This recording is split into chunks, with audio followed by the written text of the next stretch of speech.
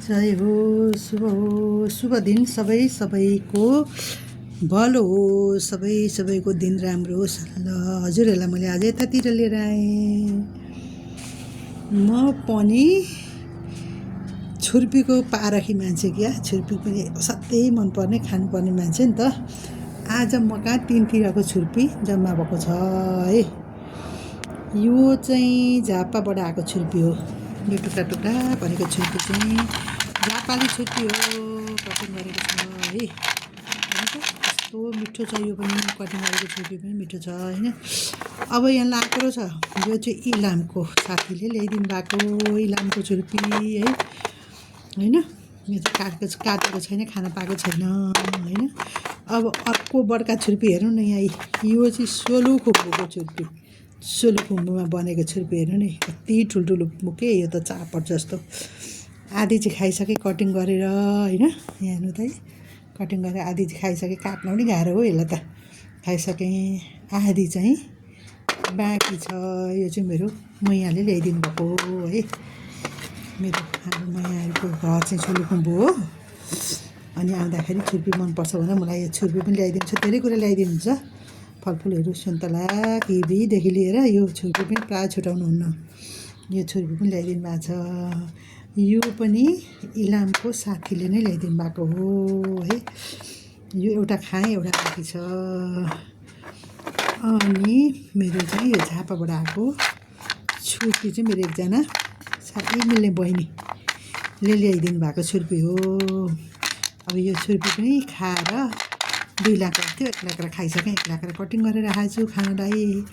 अब खाइरहनु पर्छ। कुटु कुटु कुटु कुटु कुटु कुटु कुटु कुटु कुटु कुटु कुटु कुटु कुटु कुटु पारेर काटेर खाइरहनु पर्छ। छुर्पीसँग पनि मेरो पुरा नाता छ। म आफू पनि छुर्पी बनाउँथेँ क्या एकताका। छुर्पी बनाएर चाहिँ यसमा पनि मैले जानकारी पाएको के छुर्पी कसरी बन्छ भनेर पनि थाहा भएको मान्छे भएको भएर यो छेना पटाएर बनाइने चिज हो नि त। छुर्पी भनेको दुधबाट बनाइने चिज हो नि त। अनि मलाई असाध्यै मनपर्छ कि। अब कता कता दुर्खा पनि भनेको सुन्छु। हामीले चाहिँ छुर्पी नै सुनेको, सुरुदेखि नै छुर्पी नै भन्छौँ। हेर्नु न, यो सोलुखुम्बुको छुर्पी चाहिँ अझ बढी मिठो छ क्या। कति ठुल्ठुलो के चापट पनि यो त है। बाफ्रे, हेर्नु न। आधी अस्ति नै काटेर खाएँ यसरी। यहाँनिरबाट एकदम गाह्रो छ यो काट्नलाई। अब यो पहिला खाइसकेपछि यसलाई काट्छु। ल हजुरहरूले खान्छ कि खानुहुन्न। यो दुधबाट त दुधको छेनाबाट बन्छ छुर्पी। कतिलाई मन नपर्न पनि सक्छ होइन। तर मिठो हुन्छ, राम्रो लाग्छ मलाई चाहिँ। सुपारी पनि मनपर्छ मलाई। सुपारीको बदलामा यो भेट्ने भने यो त झनै मन पराएर खान्छु। आजसम्म पनि मसँगै यी 3 खालका छुर्पीहरू उपलब्ध छन्। छुर्पी ल्याइरहन्छु, खाइरहन्छु, मगाइरहन्छु। ल हजुरहरूलाई पनि मन पर्छ भने होइन। ठाउँ विशेषको कुरा हो नि त यो। सबैतिर बन्दैन पनि, सबैले जाने नि हुँदैन। ठाउँ विशेषको कुरा हो। मिठो हुन्छ, खान सकिन्छ मगाएर है।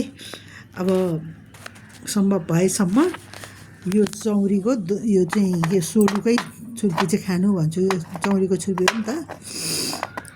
मलाई चाहिँ यो चाहिँ अझै बेसी मन परेको छ है।